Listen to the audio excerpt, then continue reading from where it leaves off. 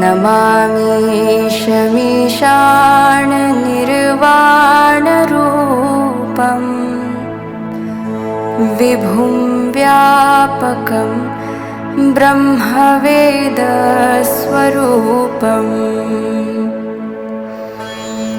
निजं निर्गुणं निर्विकल्पं निरीहम्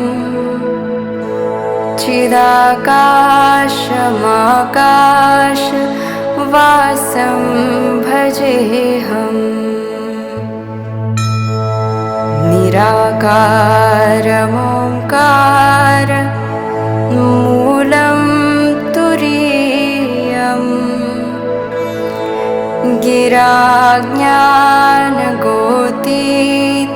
गिराज्ञानगोतीतमीशं गिरीशम् करालं महाकाल कालं कृपालं गुणागार संसार पारं नतोऽहम् तुषाराद्रिसङ्काश गौरं गभीरम्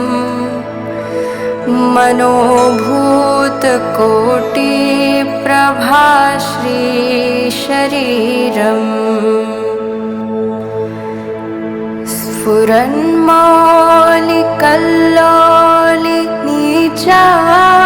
स्फुरन्मौलिकल्लोलिनीचारुगङ्गा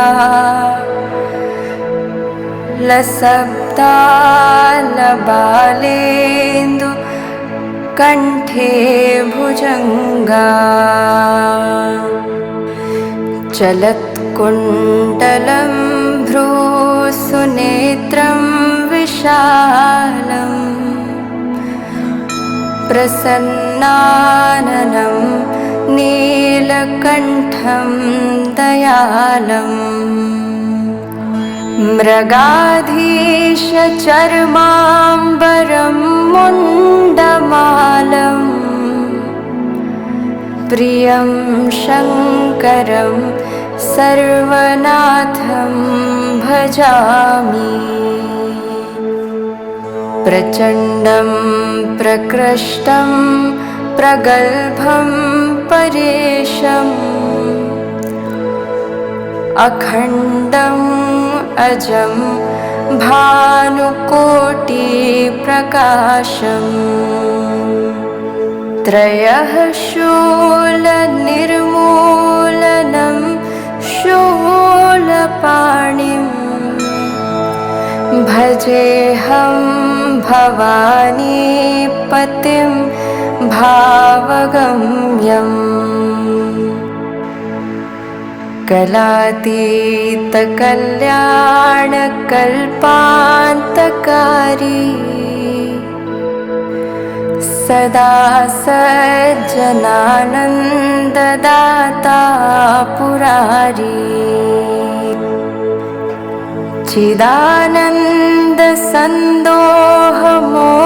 चिदानन्दसन्दोहमोहापहारी प्रसीद प्रसीद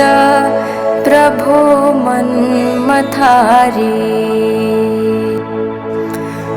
न यावत् उमानाथ पादारविन्दं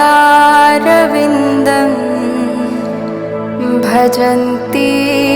लोके परे वा नराणाम्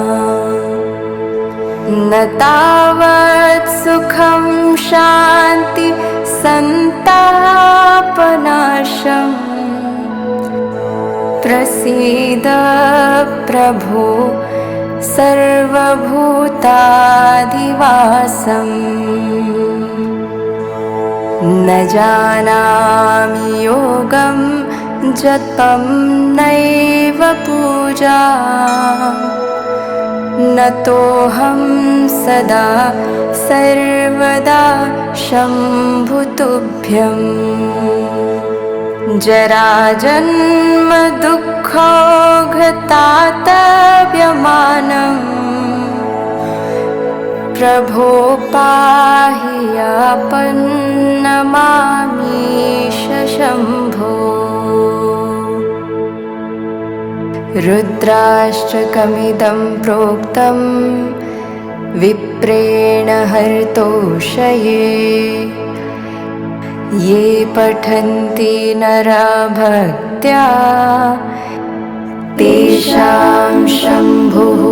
प्रसीदति।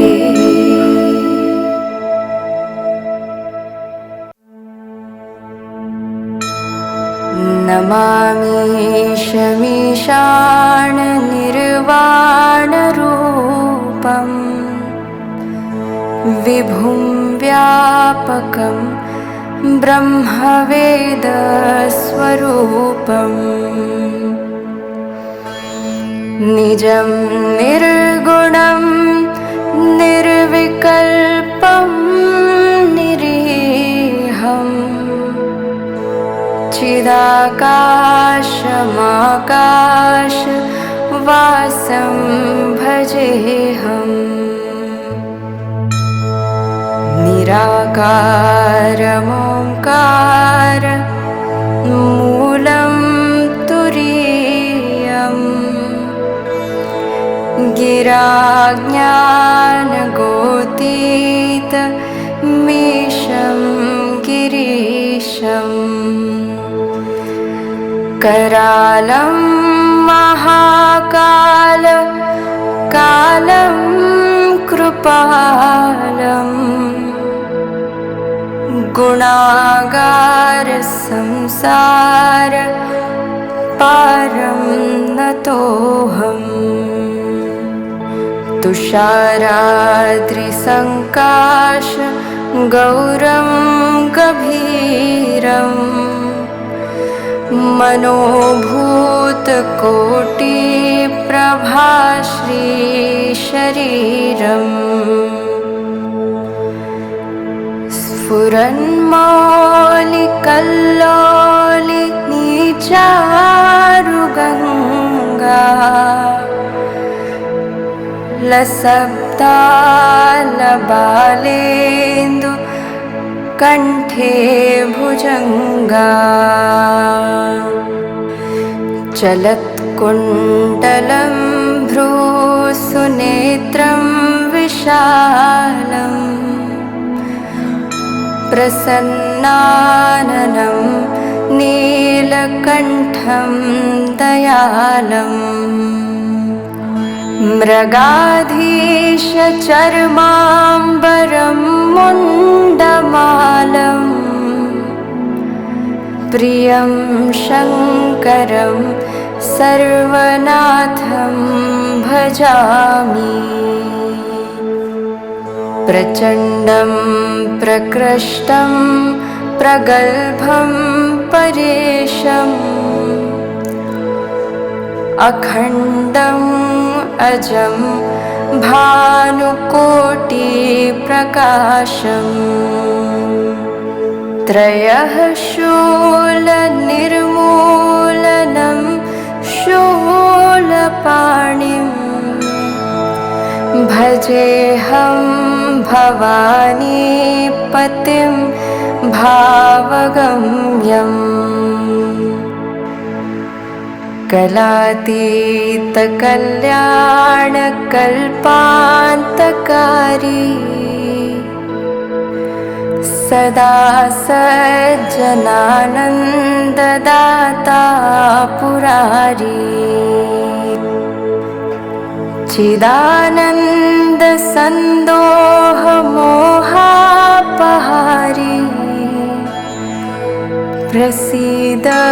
प्रसीद प्रभो मन्मथारी। न यावत् उमानाथ पादारविन्दं। भजन्ति ह लोके परे वा नराणाम्। न तावत् सुखं शान्ति सन्तापनाशम्। प्रसीद प्रभो सर्वभूताधिवासम्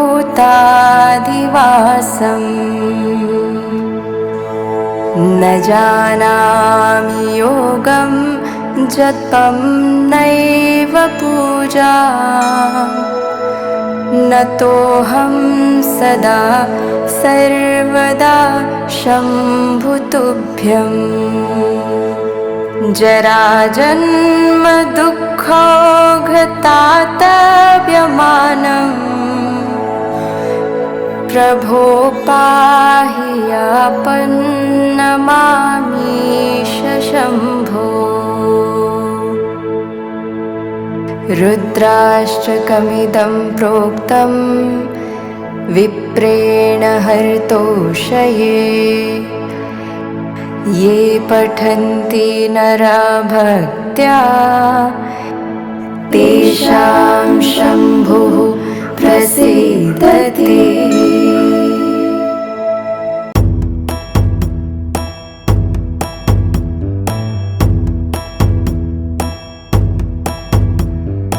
ईश गिरीश नरेश परेश महेश विलेशय भूषण भो साम्ब सदा शिव शम्भो शङ्कर शरणं मे तव चरणयुगम्।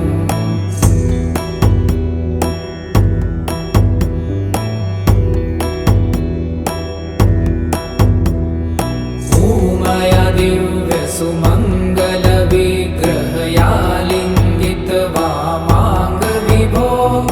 साम्ब सदा शिव शम्भो शङ्कर शरणं मे तव चरणयुगम्।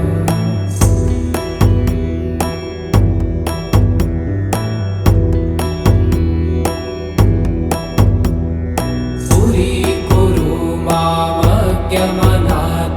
दूरीकुरु मे दुरितं भो साम्ब सदा शिव शम्भो शङ्कर शरणं मे तव चरणयुगम्।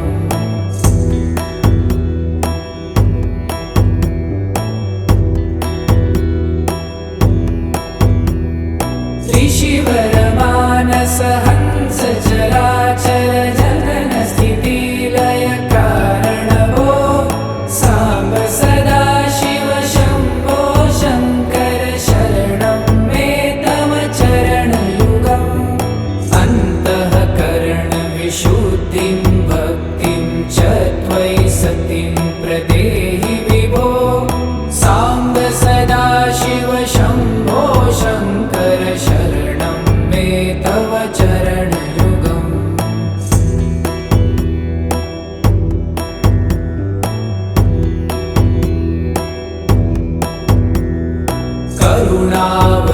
करुणावरुणालयमयि दास उदासस्तवोचितो नहि भो साम्ब सदा शिव शम्भो शङ्कर शरणं मे तव चरणयुगम्।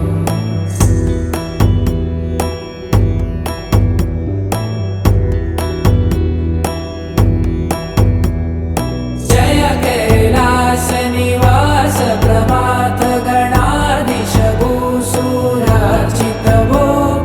साम्ब सदा शिव शम्भो शङ्कर शरणं मे तव चरणयुगम्। जुनतक झङ्किणु जुनतक कीटतक शब्दैर्नटसि महानट भो साम्ब सदा शिव शम्भो शङ्कर शरणं मे तव चरणयुगम्।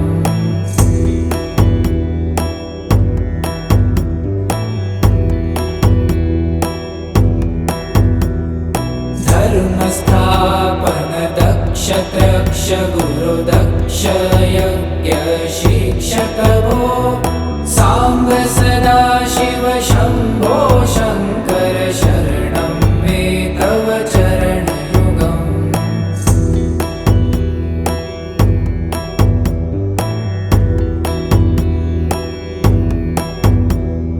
बलमारोग्यं चायुस्त्वगुणरुचितं चिरं प्रदेहि विभो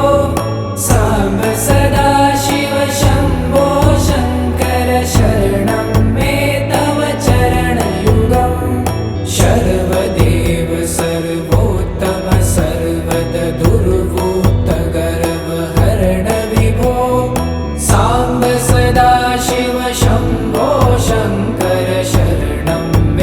तव चरणयुगम्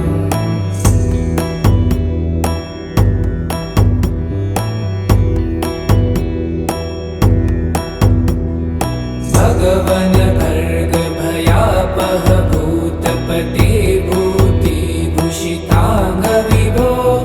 साम्ब सदाशिव शम्भो शङ्कर शरणं मे तव चरणयुगम्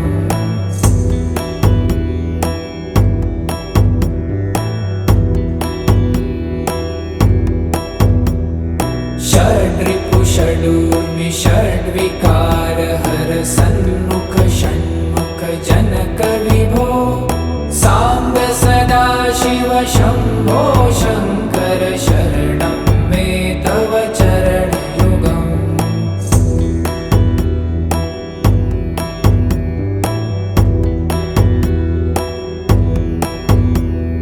सत्यं ज्ञानमनन्तं ब्रह्मेति लक्षणलक्षितभो साम्ब सदाशिव शम्भो शङ्कर शरणं मे तव चरणयुगम् हा हा हू हू मुखसुरगायक गीतापदान पद्य विभो साम्ब सदाशिव शम्भो शङ्कर शरणं मे तव चरणयुगम्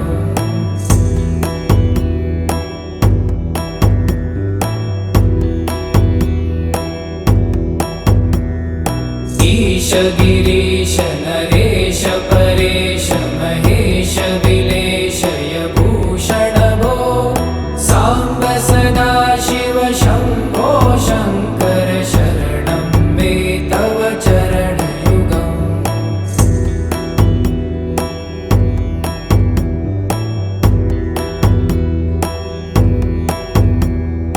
उमया दिव्यसुमङ्गलविग्रहयालिङ्गित वामाङ्ग विभो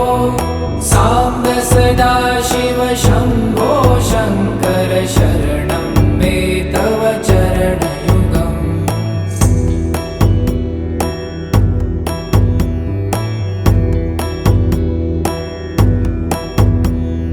पुरीकुरु मामज्ञमनाथं दूरीकुरु मे दुरितं भो साम्ब सदाशिव शम्भो शङ्कर शरणं मे तव चरणयुगम्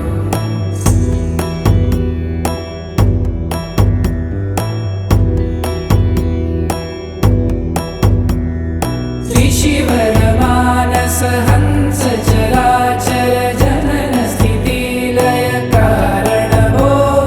साम्ब सदाशिव शम्भो शङ्कर शरणं मे तव चरणयुगम्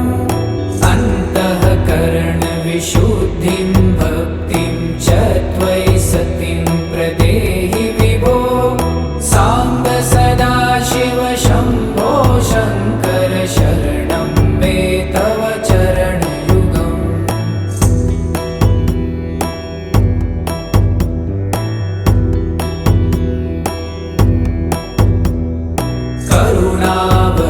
करुणावरुणालयमयि दासोदासस्तवोचितो नहि भो साम्ब सदाशिव शम्भो शङ्कर शरणं मे तव चरणयुगम्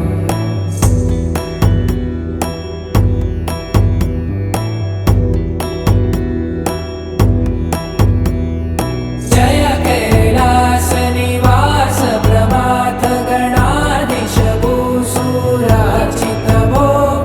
साम्ब सदाशिव शम्भो शङ्कर शरणं मे तव चरणयुगम्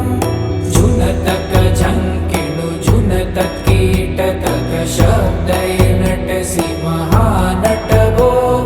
साम्ब सदाशिव शम्भो शङ्कर शरणं मे तव चरणयुगम्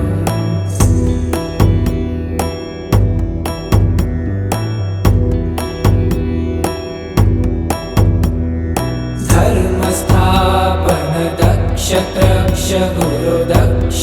यज्ञ शिक्षक भो साम्ब सदाशिव शम्भो शङ्कर शरणं मे तव चरणयुगम्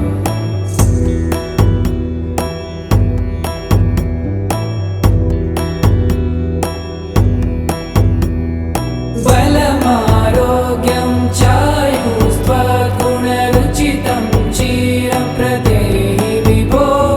साम्ब सदाशिव शम्भो शङ्कर शरणं मे तव चरणयुगम् सर्वदेव सर्वोत्तम सर्वद दुर्भूत गर्वहरण विभो साम्ब सदाशिव शम्भो शङ्कर शरणं मे तव चरणयुगम्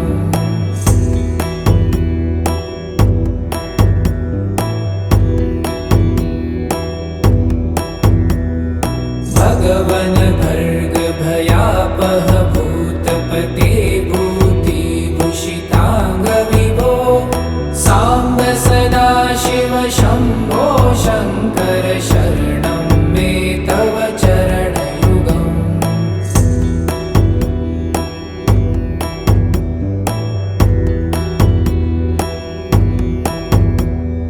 षड्रिपु षडूर्मि षड्विकार हर सन्मुख षण्मुख जनक विभो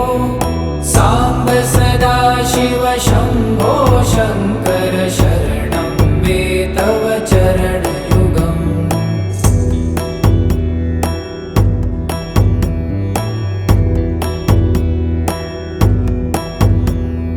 सत्यं ज्ञानमनन्तं ब्रह्मे ते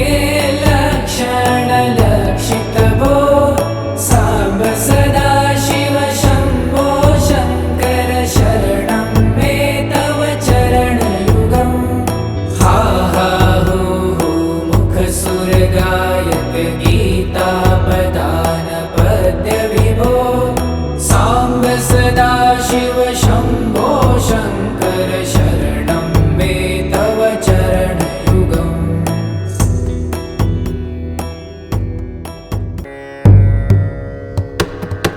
नमामि शमीशान निर्वाणरूपम्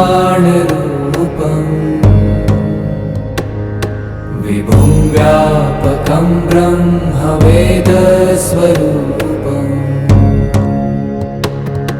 निजं निर्गुणं निर्विकल्पं निरीहम्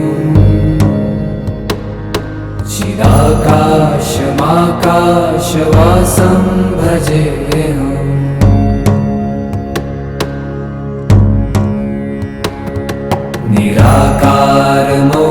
निराकारमोङ्कारमूलं तुरीयम्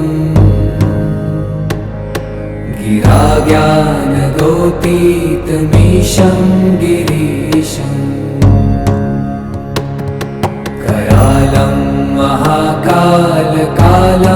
कृपालुम् गुणागार संसारपारं नतोऽहम्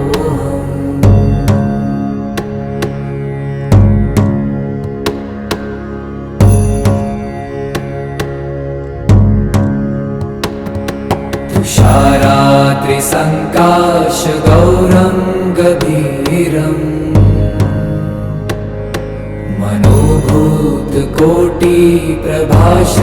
मनोभूतकोटिप्रभाश्रीशरीरम् स्फुरन्मौलिकल्लोलिनी चारुगङ्गा लसद्भालबालेन्दुकण्ठे भुजङ्गा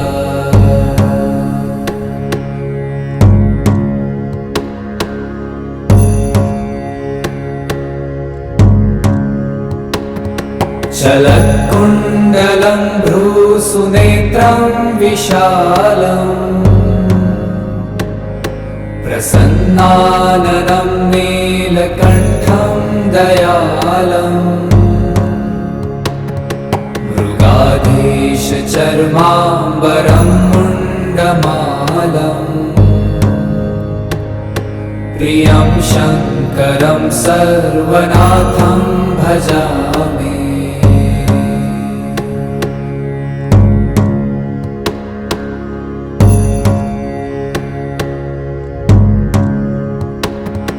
प्रचण्डं प्रकृष्टं प्रगल्भं परेशम्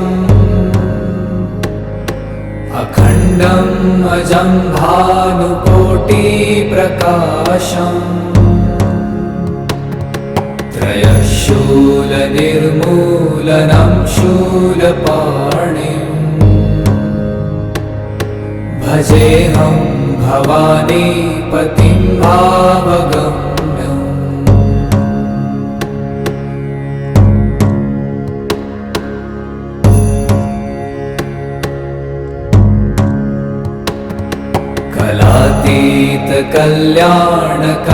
कलातीतकल्याणकल्पान्तकारी सदा सज्जनानन्ददाता पुरारी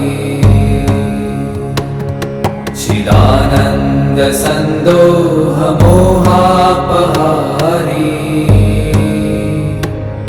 प्रसीद प्रसीद प्रभो मन्मथारी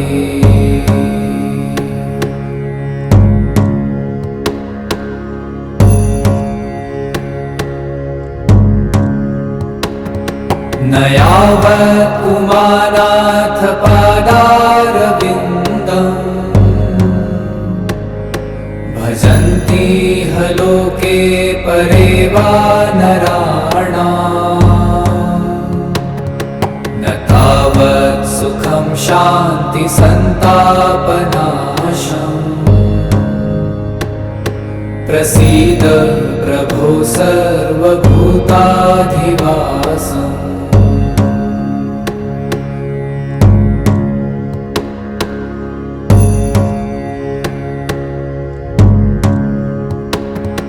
न जानामि योगं जपं नैव पूजा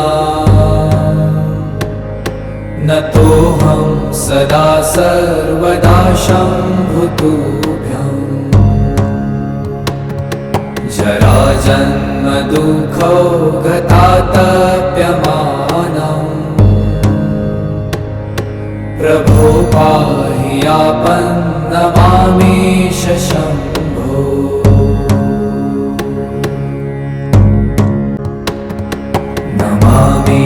नमामीशमीशान निर्वाणरूपम्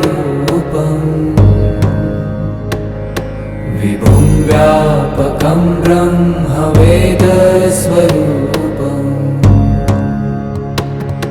निजं निर्गुणं निर्विकल्पं निरीहम्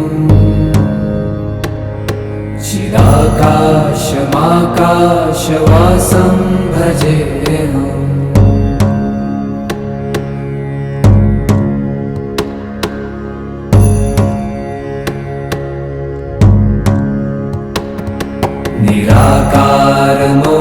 निराकारमोङ्कारमूलं तुरीयम्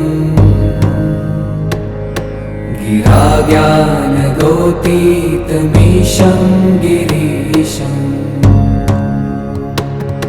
करालं महाकालकालं कृपालुम्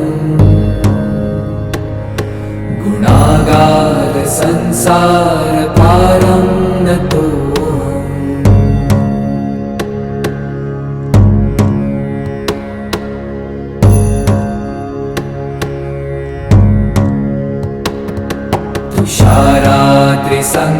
तुषाराद्रिसङ्काशगौरं गभीरम्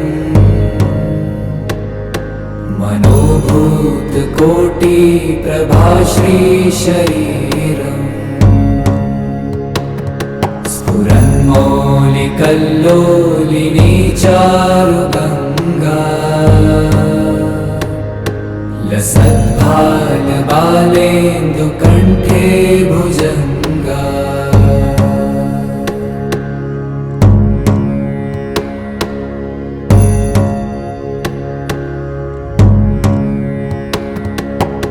चलत्कुण्डलं भ्रूसुनेत्रं विशालम् प्रसन्नाननं नीलकण्ठं दयालम् मृगाधीशचर्माम्बरं मुण्डमालम् प्रियं शङ्करं सर्वनाथं भजामि।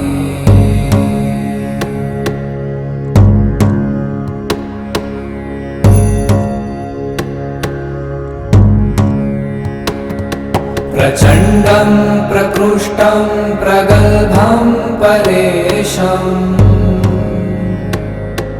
अखण्डम् अजं भानुकोटिप्रकाशम् त्रयशूलनिर्मूलनं शूलपाणिम् भजेऽहं भवानीपतिं भावगम्यम्।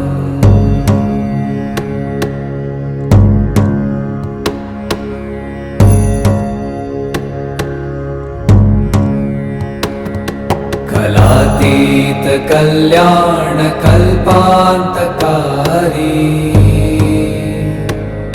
सदा सज्जनानन्ददाता पुरारी चिदानन्द सन्दोहमोहापहारी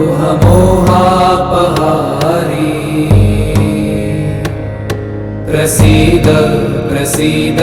प्रभो मन्मथारी।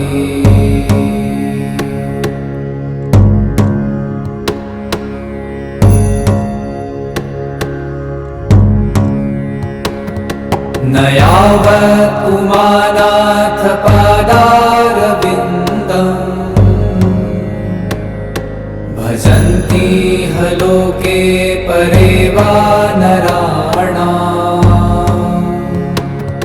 न तावत् सुखं शान्ति सन्तापनाशम्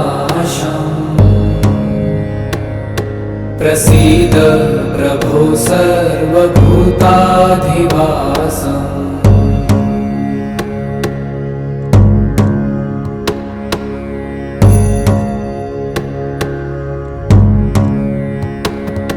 न जानामि योगं जपं नैव पूजा न तोऽहं सदा सर्वदा शम्भुतुभ्यम् जराजन्म दुःखौ गतातप्यमानम् प्रभो पाहि आपन्नमामीश शम्भो।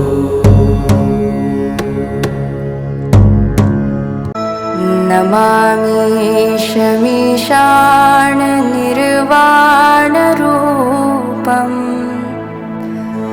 विभुं व्यापकं ब्रह्मवेदस्वरूपम् निजं निर्गुणं निर्विकल्पं निरीहम्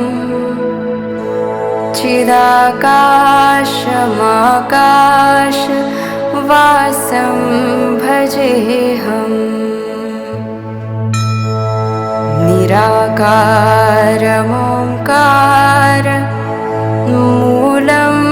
तुरीयम् गिराज्ञानगोतीत मीशं गिरीशम् करालं महाकाल कालं कृपालम् गुणागार संसार पारं नतोऽहम् तुषाराद्रिसङ्काश गौरं गभीरम् मनोभूतकोटिप्रभाश्रीशरीरम् स्फुरन्मौलिकल्लोलि नीचारुगङ्गा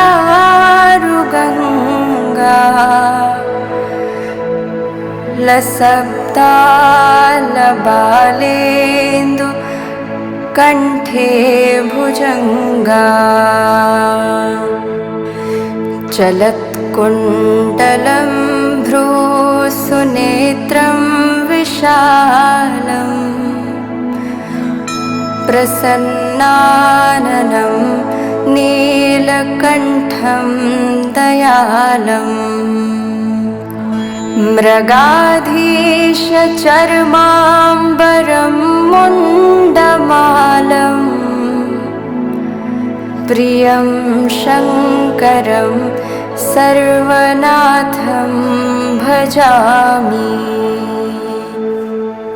प्रचण्डं प्रकृष्टं प्रगल्भं परेशम् अखण्डं अजं भानुकोटिप्रकाशम् त्रयः शूलनिर्मूलनं शूलपाणिम् भजेऽहं भवानीपतिं भावगम्यम् कलातीतकल्याणकल्पान्तकारी सदा सज्जनानन्ददाता पुरारी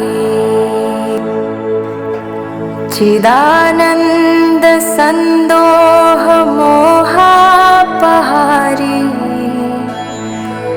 प्रसीद प्रसीद प्रभो मन्मथारी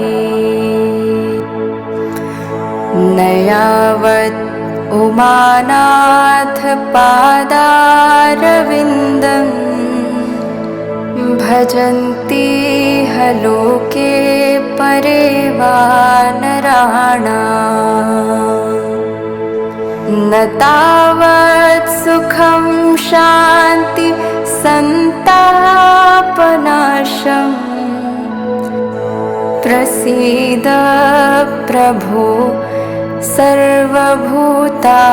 सर्वभूताधिवासम् न जानामि योगं जपं नैव पूजा नतोऽहं सदा सर्वदा शम्भुतुभ्यं जराजन्म दुःखौघतातव्यमानम् प्रभो पाहि आपन्नमामीश शम्भो रुद्राष्टकमिदं प्रोक्तं विप्रेण हर्तोषये ये पठन्ति नरा भक्त्या तेषां शम्भुः प्रसीदति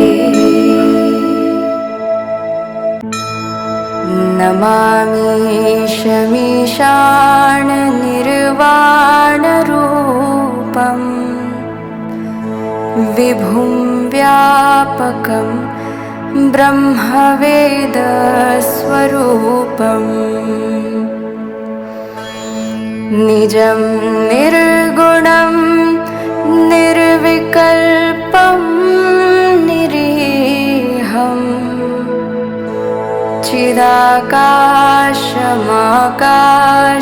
चिदाकाशमाकाशवासं भजेऽहम्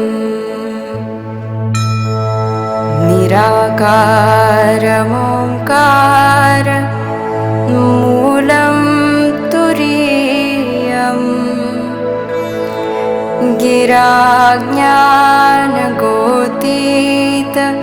गिराज्ञानगोतीतमीशं गिरीशम् करालं महाकाल कालं कृपालम् गुणागार संसार पारं नतोऽहम्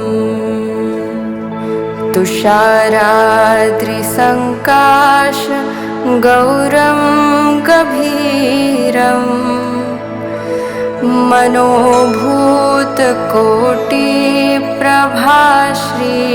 मनोभूतकोटिप्रभाश्रीशरीरम् स्फुरन्मौलिकल्लोलिनी चारुगङ्गा लसब्दालबालेन्दु कण्ठे भुजङ्गा चलत्कुण्डलं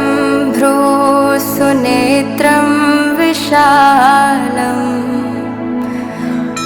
प्रसन्नाननं नीलकण्ठं दयालम् मृगाधीशचर्माम्बरं मुण्डमालं प्रियं शङ्करं सर्वनाथं भजामि प्रचण्डं प्रकृष्टं प्रगल्भं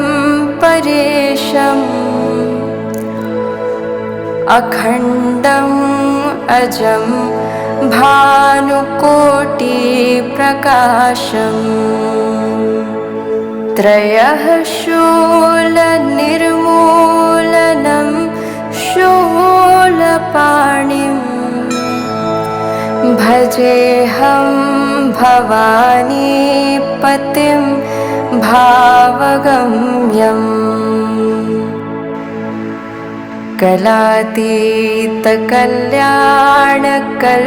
कलातीतकल्याणकल्पान्तकारी सदा सज्जनानन्ददाता पुरारी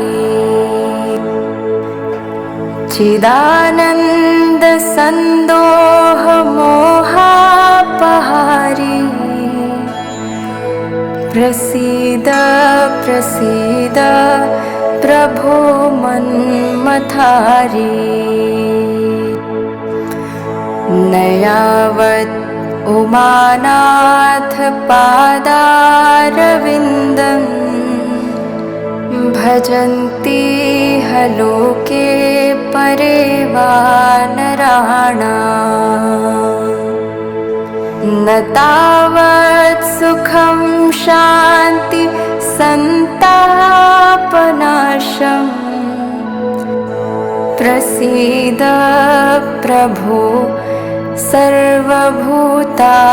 सर्वभूताधिवासम् न जानामि योगं जपं नैव पूजा नतोऽहं सदा सर्वदा शम्भुतुभ्यं जराजन्म दुःखोघतातव्यमानम् प्रभो पाहि यापन्नमामीश शम्भो रुद्राष्टकमिदं प्रोक्तं विप्रेण हर्तोषये ये पठन्ति नरा भक्त्या तेषां शम्भुः प्रसीदति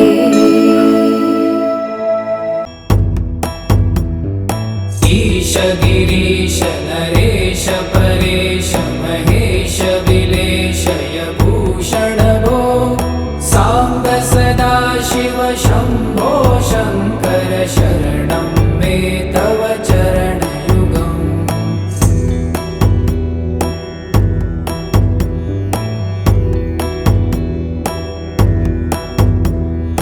उमया दिव्यसुमङ्गलविग्रहया लिङ्गित वामाङ्ग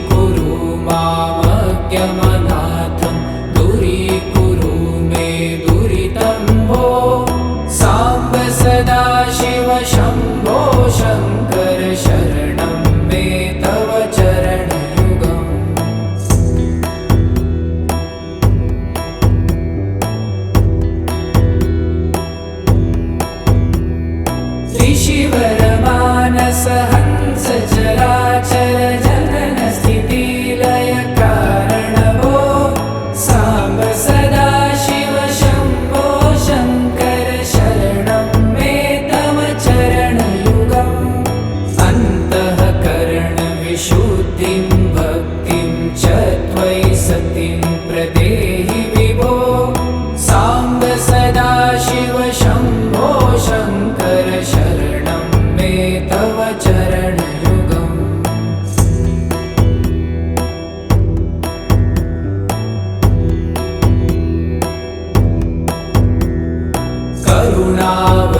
करुणावरुणालयमयि दास उदासस्तवोचितो नहि वो साम्ब सदाशिव शम्भो शङ्कर शरणं मे तव चरणयुगम्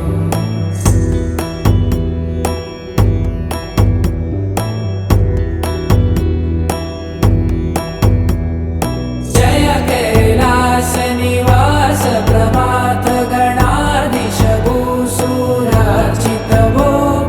साम्ब सदाशिव शम्भो शङ्कर शरणं मे तव चरणयुगम् जुनतक झङ्किणु जुनतक कीटतक शब्दैर्नटसि महानट वो साम्ब सदाशिव शम्भो शङ्कर शरणं मे तव चरणयुगम्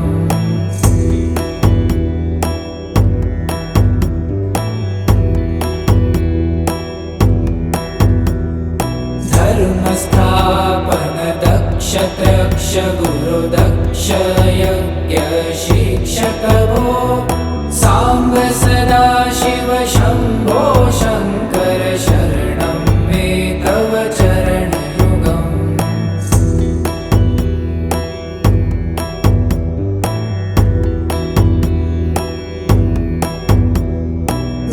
बलमारोग्यं चायुस्त्वगुणरुचितं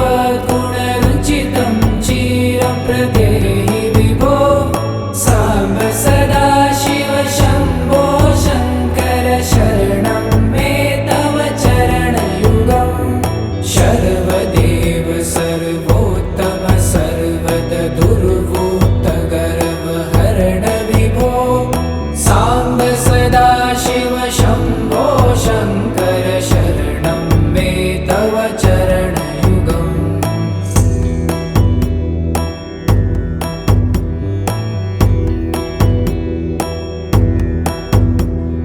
भगवन् भर्ग भयापह भूतपते भूतिभूषिताङ्ग विभो साम्ब सदाशिव शम्भो शङ्कर शरणं मे तव चरणयुगम्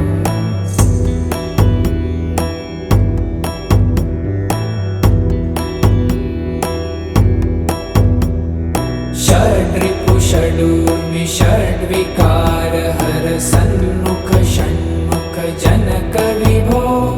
साम्ब सदाशिव शम्भो शङ्कर शरणं मे तव चरणयुगम्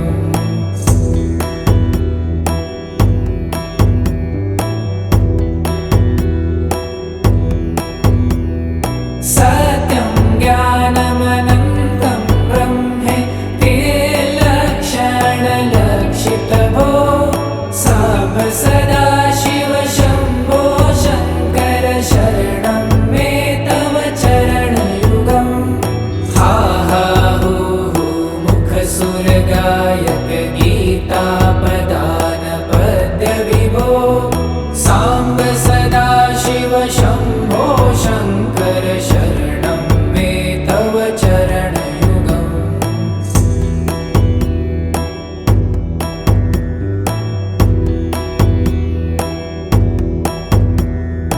ईश गिरीश नरेश परेश महेश विलेशय भूषण भो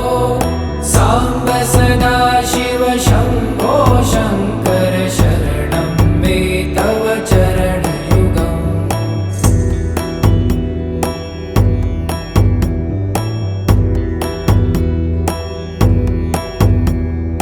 उमया दिव्य सुमङ्गल विग्रहया लिङ्गित वामा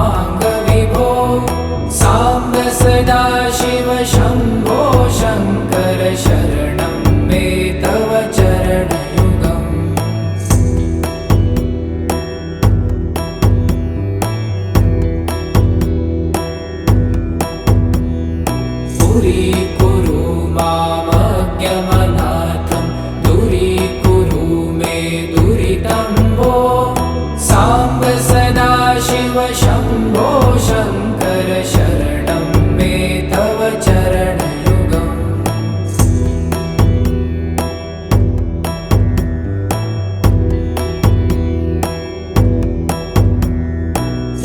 त्रिशिवरमानस हंस चराचर जनन स्थिति लय कारणभो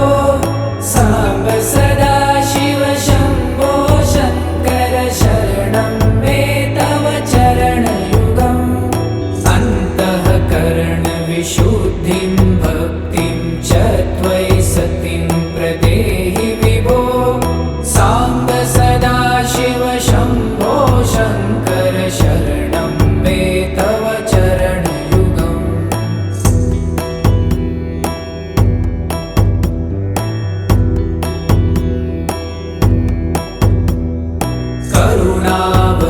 करुणावरुणालयमयि दास उदासस्तवोचितो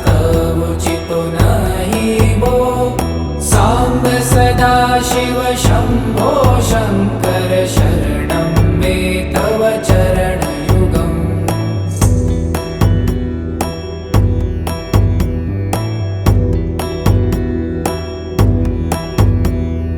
जय कैलास निवास प्रमाथ गणाधीश भूसुरार्चित भो साम्ब सदाशिव शम्भो शङ्कर शरणं मे तव चरणयुगम् जुनतक झङ्किणु जुनतक कीटतक शब्दैर्नटसि महानट भो साम्ब सदाशिव शम्भो शङ्कर शरणं मे तव चरणयुगम्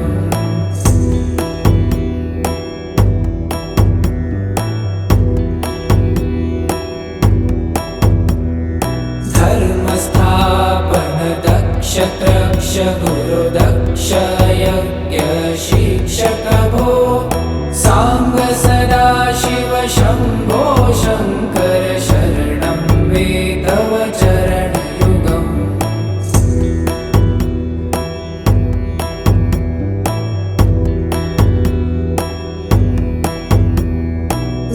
बलमारोग्यं चायुस्त्वगुणरुचितं चिरं प्रदेहि विभो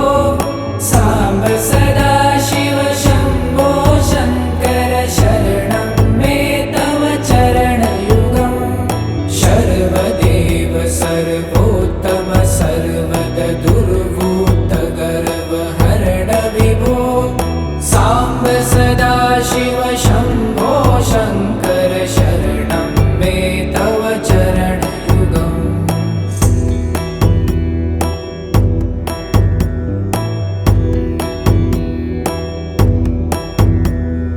भगवन् भर्ग भयापह भूतपते भूतिभूषिताङ्ग विभो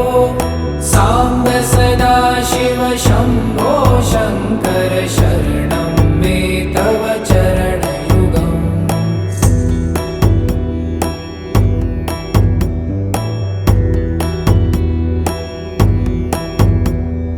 षड्रिपु षडूर्मि षड्विकार हर सन्मुख षण्मुख जनक विभो साम्ब सदाशिव शम्भो शङ्कर शरणं मे तव चरणयुगम्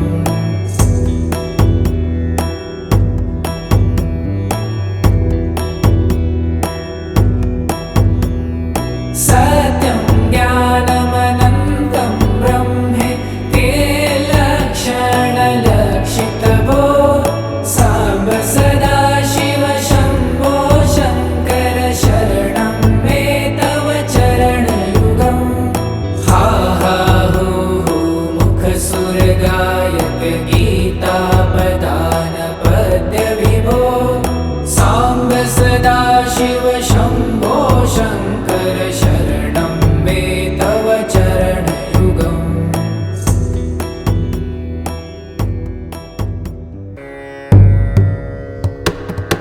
नमामि शमीशान निर्वाणरूपम् विभुं व्यापकं ब्रह्मवेदस्वरूपम्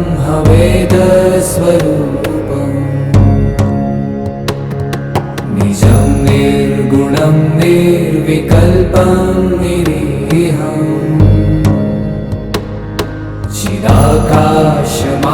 चिदाकाशमाकाशवासं भजेऽहम्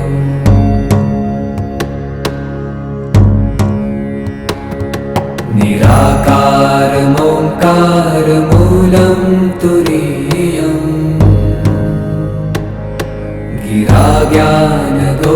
गिराज्ञानगोतीतमीशं गिरीशम् करालं महाकालकालं कृपालुम्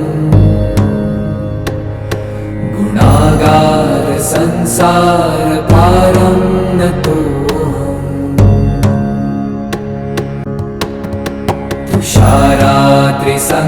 तुषारात्रिसङ्काशगौरं गभीरम्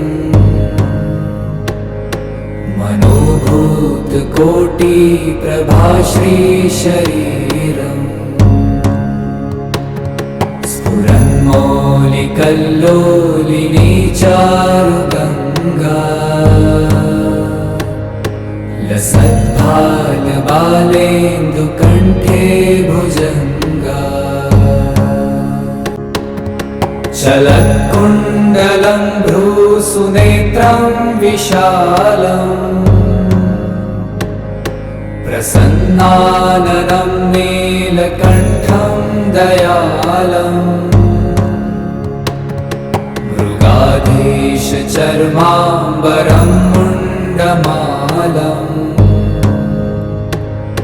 प्रियं शङ्करं सर्वनाथं भजामि प्रचण्डं प्रकृष्टं प्रगल्भं परेशम् अखण्डम् अजं भानुकोटिप्रकाशम्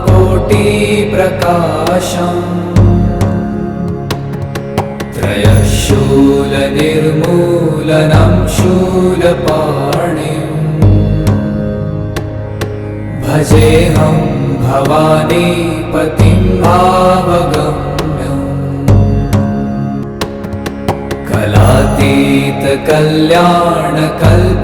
कलातीतकल्याणकल्पान्तकारी सदा सज्जनानन्ददाता पुरारी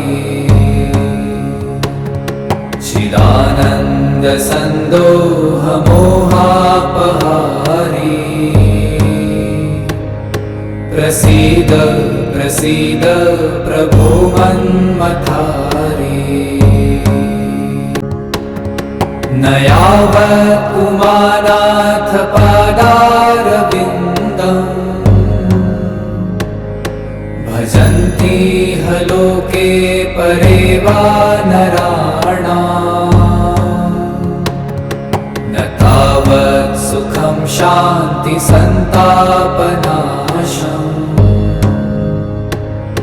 प्रसीद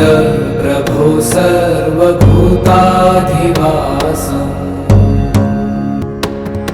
न जानामि योगं जपं नैव पूजाम् न तोऽहं सदा सर्वदा शम्भुतुभ्यम् जराजन्म दुःखौ गतातप्यमानम् प्रभो पाहि आपन्नमा